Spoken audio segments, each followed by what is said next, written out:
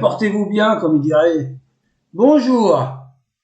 Entamons cette vidéo 248 pour la suite des parties du corps. Et dans la vidéo 249, la seconde partie. Parce qu'il y a beaucoup de choses à dire. Et on voulait faire 2 vidéos. La dernière vidéo des parties du corps vous permettra de retrouver facilement celle qui vous intéresse.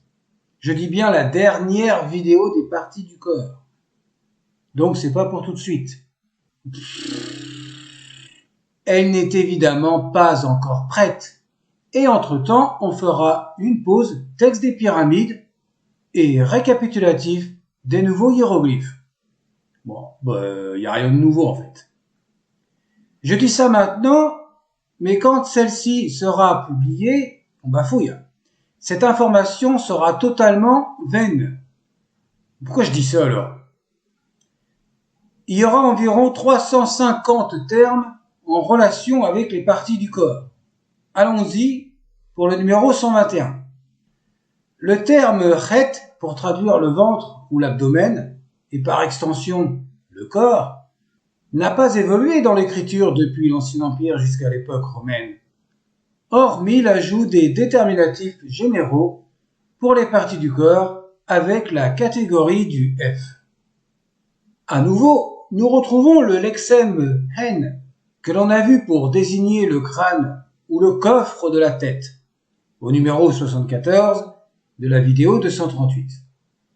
Les Égyptiens désignaient donc le ventre comme un coffre. Attesté la 18e dynastie, le lexème ne doit pas être confondu avec justement le crâne qui s'écrit de la même manière. Heureusement que les parties du corps sont éloignées.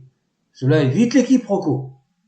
Le terme est ensuite attesté à la 26e dynastie, puis à l'époque ptolémaïque, avec le déterminatif Q6A pour la première graphie. C'est un nouveau hiéroglyphe, et c'est une variante graphique du Q6, tout simplement.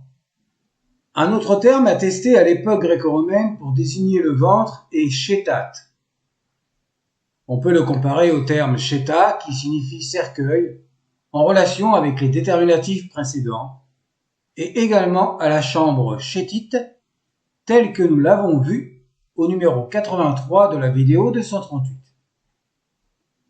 La chambre, sous le lexème chétat, une variante de chétite, peut avoir le déterminatif de la maison, comme dans la deuxième variante.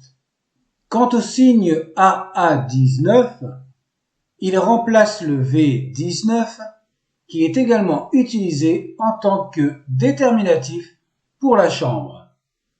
Le lexème Kherichet, qui signifie littéralement ce qui est en dessous du corps, attesté de la 15e à la 19e dynastie, se traduit généralement par l'abdomen, et selon le contexte médical, par l'hypogastre, qui est la partie inférieure de l'abdomen. Passons à la page suivante pour désigner notre thorax. Uniquement à la 18e dynastie, nous avons Upet Net Chet, littéralement le sommet de l'abdomen. Nous traduisons par le thorax, et comme précédemment, on peut le rendre par cette fois-ci par l'épigastre, la partie supérieure de l'abdomen. C'est vraiment dans un contexte médical. La partie indiquant le haut du thorax avec le cou et qui va jusqu'aux épaules est désignée par Bébit, à la 16e et à la 17e dynastie.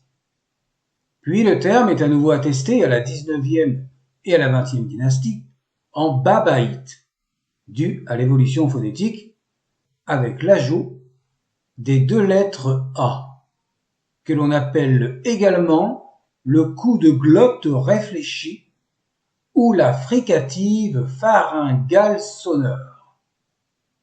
C'est comme ça que le A est désigné dans la translittération, notre A avec un accent circonflexe. On m'a demandé dernièrement comment il s'appelait. Alors je me suis dit que j'allais le dire quelque part dans une vidéo, et j'ai trouvé l'occasion de le dire au cours de celle-ci. Voilà, maintenant vous savez que le A, on l'appelle le coup de glotte réfléchi, ou la fricative pharyngale sonore. De la 15e à la 17e dynastie, il existe le terme Mékat, ou sa variante méquette pour désigner la colonne thoracique. Elle offre une protection aux organes internes, comme le cœur et les poumons, et elle est reliée à ses 12 vertèbres. Je disais qu'elle offre une protection. Tiens, c'est curieux. Le terme méquette avec le déterminatif du bloc de pierre, tel qu'il est inscrit ici, signifie également support ou piédestal pour maintenir quelque chose.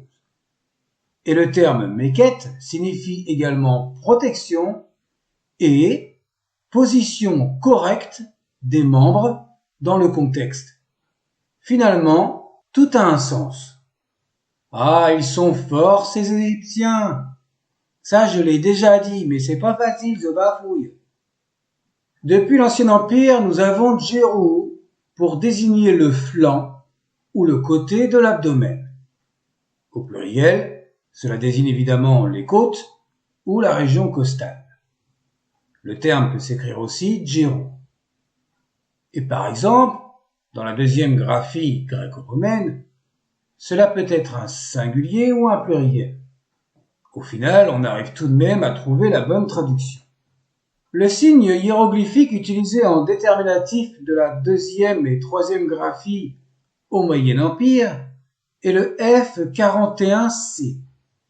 Il représente des côtes. C'est une graphie du F41 pour la phonétique chatte, mais également en valeur de déterminatif pour la graphie du F43 pour les côtes. En résumé, c'est une graphie du F41 et du F43, ce F41C. On le reverra plus tard pour désigner précisément les côtes. Autre nouveau hiéroglyphe, c'est le M177A que l'on peut voir au duel à la période gréco-romaine. C'est une graphie du M36 et dans ce cas, c'est le bilitaire Djer. Sa désignation est restée telle quelle en M177A parce que l'ancien signe M177 a été supprimé de la liste comme le F51E. Fin de la vidéo. Dans la deuxième partie, nous parlerons des désignations du dos et de la colonne vertébrale principalement.